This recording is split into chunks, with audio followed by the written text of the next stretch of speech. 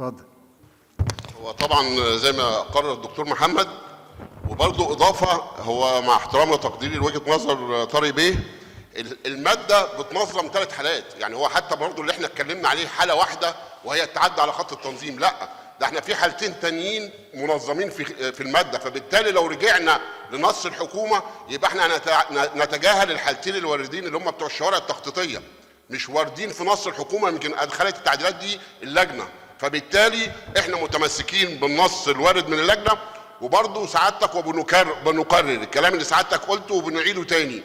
ان احنا لو احنا حتى اطرقنا النص كما ورد من الحكومه واحلنا للائحه التنفيذيه كان يدخلنا في شبهه عدم الدستوريه، لان انا لو جيت نص عام وجيت لائحه تنفيذيه حتى لو حاولنا ننفذ الاراده اللي بيتكلم عنها طارق بيه هنلاقي نفسينا ان احنا نعدل ونبدل في النص التشريعي، فذلك ما لا يجوز للائحه التنفيذيه، وعلى ذلك النص الوارد من اللجنه نرى انه الصائب ونرى الموافقه.